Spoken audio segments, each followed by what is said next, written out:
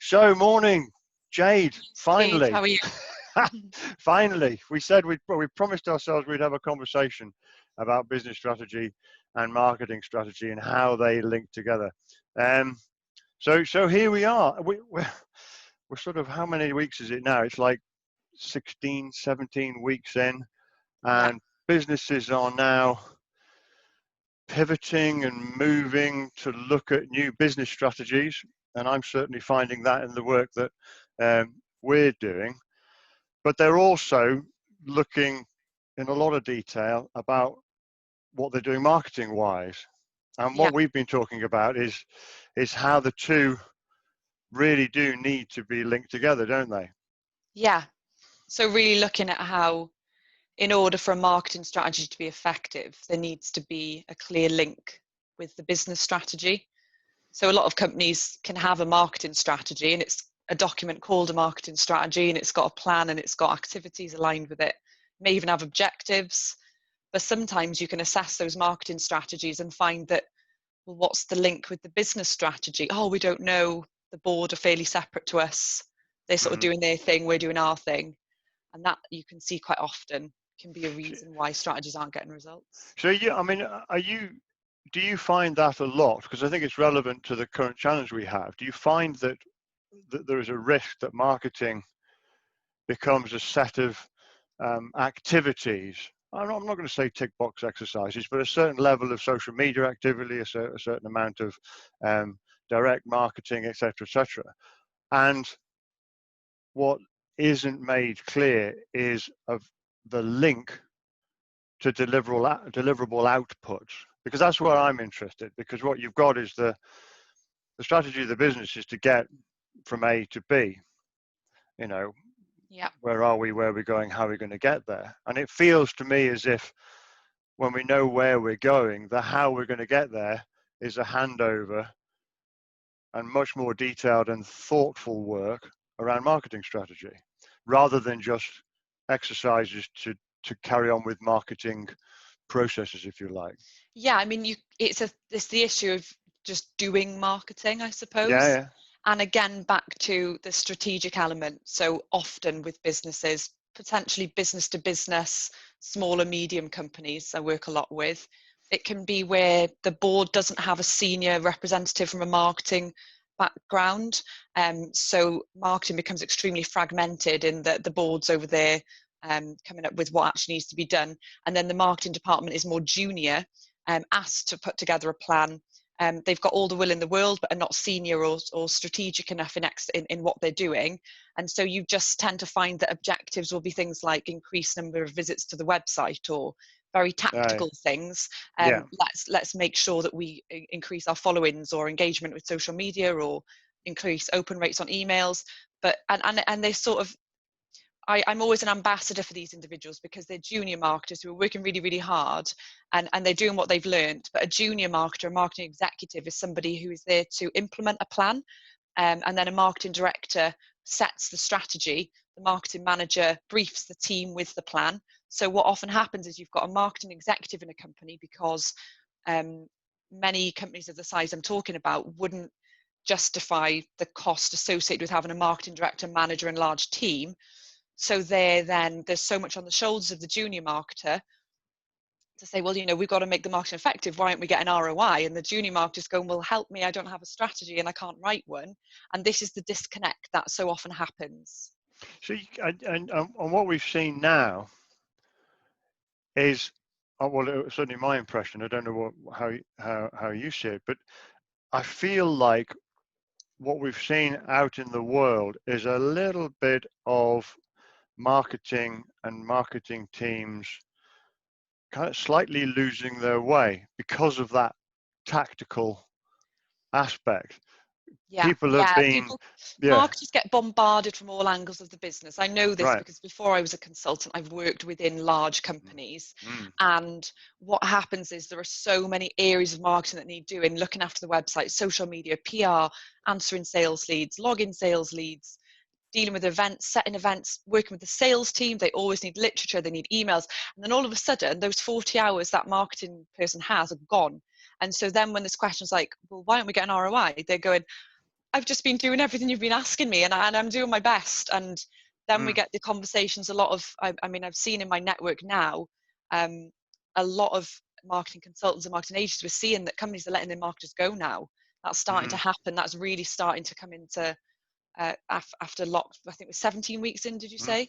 We're Yeah, I starting think to so. see more and more marketing teams being let go, because the businesses are saying, well, what return are we getting? But actually, the answer to that challenge is there needs to be a clear strategy put in place, whether that be recruiting someone more senior or having external support to get a strategy put in place. They Well, need that also, clarity of what, for each yeah. activity we're doing, what return are we getting? Well, David, And I think, yeah, I think it's. I'm sorry, this is where I get quite passionate about that. I mean, the thing is a lot of businesses are kind of changing what they're doing and how they're doing things. They're having to look at what their costs are in an environment of much lower sales, etc. And you do get this knee-jerk cut costs. Where can we cut costs? yeah, Marketing doesn't seem to be delivering any return. Therefore, that's where we can take some cost out. But if you take the argument that marketing, if it's not being handled in exactly the right way, is doing tactical stuff, but that is now no longer relevant to where we are now, yeah, then you would get that view, wouldn't you? And I think it's absolutely fascinating that what's happening is there's a reset in both areas. You yeah, know, where does in terms of appropriateness, because what the business is doing needs to make sure that it's engaging with its clients, thinking about where it's going, what markets, what products it's doing, what services is it having to do. And we've seen all sorts of changes with the COVID situation. And that's taken as given that you're going to start doing things differently. But what doesn't seem to be happening is that cascading and transferring over into the marketing area. So you kind of got inappropriate or rather directionally incorrect things going on in marketing that actually, if we did a reset of strategy and then we did a further yeah. reset of marketing strategy, you get the two linked together, don't you? Yeah, I mean, there's a few points to cover there. The first one is about this idea of knee-jerk reaction. Absolutely. I mean, I have seen clients I work very closely with or have talked to where I suppose they wouldn't view it as knee-jerk because as you know, they are so deeply into their numbers and understanding and planning and forecasting, looking at how the business looks, how it's going to have to shape, how it's going to evolve. And they've worked really hard to look at those numbers. And it does seem really easy to, there's that number that's £8,000 a month, knock it down to 2 or 0. Mm. It does seem an easy way for quick fix, but there are examples of companies where they've ceased their marketing altogether. So in 3 months from now, their flow of incoming leads, incoming business sales, it just will stop altogether. I mean, there are instances where you can be performing really well naturally and organically on the internet, on Google, where you keep getting those inquiries, but they do start to drop off and people don't always see that instantly. So that's the first point. The second one is that it's almost like you wish the companies had thought about this 18 months ago, where if your marketing wasn't getting return, why was that money being spent? And I understand that it's sort of business as usual, and we can sometimes feel when we receive marketing reports, okay, that's great, we got in front of this amount of people and we saw this awareness, but now people are asking what they always should have been asking, which is, what are we getting from our marketing? Oh my gosh, if we're not getting anything from it, we need to stop or change it. And my message is, that's great. That's absolutely brilliant to think that way. That's a real catalyst for turning it around. And the last thing I'd say is what's really refreshing for a lot of companies to find out is that it doesn't take an awful lot to turn it around. It can be a simple Mm. case of get your marketing plan out with a senior person, with a consultant, and have a proper look at it. Get your business mission, vision, and strategic elements that need to be achieved, get them aligned, and get the plan set up right, get the budget right. Once you can go forward with a strategy and a plan that is directly linked, and has clear objective of, we need to gain this many new customers within this time frame, how are we going to do that, and the plan answers it, instantly you see marketing delivering results. Instantly, in the sense of, you can see the path. It can take a bit of Yeah, time yeah. and trust to let the process Mm. happen, but that's the biggest thing. And so letting marketing departments go entirely is not, I would never recommend that to a business that's thriving and growing and wanting to continue growing. Actually, it's about looking at the role of the individuals, looking at how clearly that's linked with KPIs. Is there a marketing strategy that's linked to the vision and mission? And really, again, my point about the recession, sort of 2007, 2008, in the there was a Harvard Business Review in 2009. And one of the biggest things they said about that recession was and it was based on research and insight, that they said the companies that take that take a scalpel rather than a cleaver to their marketing budget and approach are the ones that will prosper. So there's a real reality there of, look, we're not a big ad agency telling you to double your marketing spend while this is going on. That's not going to help you. However, this is not the time to just cease all marketing. You need to be thinking about what's the impact 12 to 18 months from now, where do we need to be, and form a sensible plan of action with a sensible budget that will help you grow.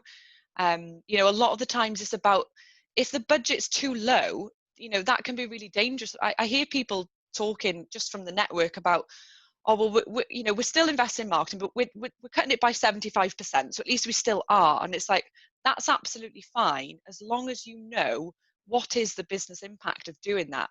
Because if a marketing budget's too low for what you want as your growth ambition, it won't work. It's about input versus output.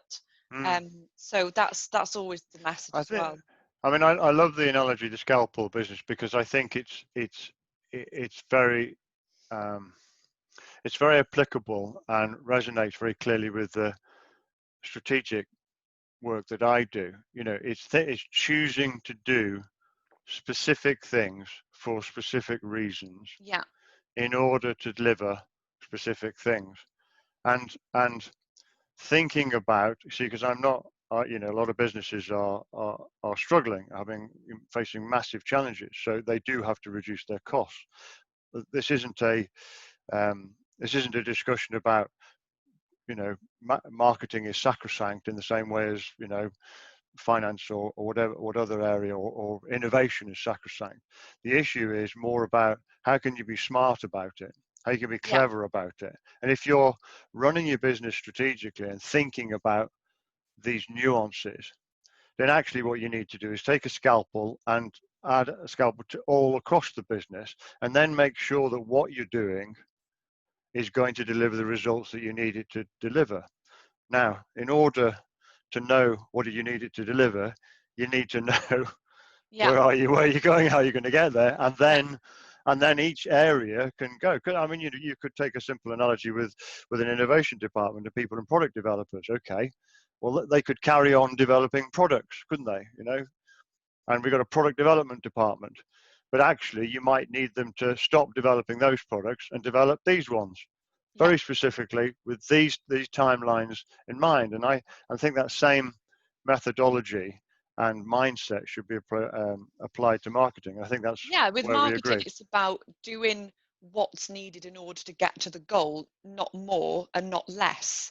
So absolutely scalpel and cut away the bits that are a bit of a luxury and more not quite getting what you need. And it is about that. And that's where, as a consultant, it is about helping companies to find that balance. We don't want to do too little, and we don't actually want to do too much, because if you don't have a large marketing team or your resources aren't endless, we need to get that right balance. And that's really what it's about. It's not a magic, it's not a dark art, it's just, okay, if you need to grow to 8 million within 2 years from 2 million, you're going to need quite rapid growth. You're going to need a bigger budget. If it's about keeping your customers happy and staying exactly where you are, okay, we can adjust. So it's a bit like turning a cog, and then the cog turns up there. I agree. It's not like just pile it all in and see what happens. Throw That's a lot of the time what you see. A bit of a spray and pray. Exactly. Throw a load of money in and hope for the best. A big thing that I'm seeing as well, I read a useful article the other day about coronavirus, and I know everyone's fed up of talking about it, but there was a big piece of research done out in the US, obviously different place, but can give us inspiration. They did a big survey and asked what people felt about brands that went silent during coronavirus, i.e. the ones that just sort of halted with their marketing. We see a lot of social media accounts have sort of gone vacant, or the odd post here and there, or not communicating with their customers anymore, or doing any email marketing or anything. and 33% of consumers said they wouldn't trust a brand that had gone silent during coronavirus because they were Wow. worried perhaps they've gone under, or perhaps they're not doing too well. Well, or even they don't know what they're doing. They just don't know. Yeah, because I mean, it's understandable. It's understandable where a business might go quiet because they're sitting there going, "I don't know what to say under these circumstances." But actually, that's a strategic issue, isn't it? That's the thing. You can't actually go quiet. And aside of even that consumer confidence, is also about, this is a great time to get closer to your direct customers and reach potential customers because other people are going quiet. What a brilliant opportunity to get a little bit closer. Now, sometimes it might be realigning your strategy to say, look, we got to survive. How can we just keep our knit of customers really tight to us? And how can we start to spread awareness among our more target market rather than the mass approach that we were doing before? Right. So a lot of the time, scalpel. It's what do we need to do to get through this? Not, oh, just stop the marketing and then once we've got money again, we'll start. Because that's a bit like saying we really need sales. Okay, let's get rid of our salesperson. And then recruit another one when we need it. Yeah, exactly. Exactly. Yeah. Okay. Well, I think we're aligned. I think we agree. Yeah. I think definitely. Well, look, it's been great to talk to you. Thank you very much for spending the time, and we'll talk again. Take care. Thanks, Steve. See you soon. Bye. See you soon.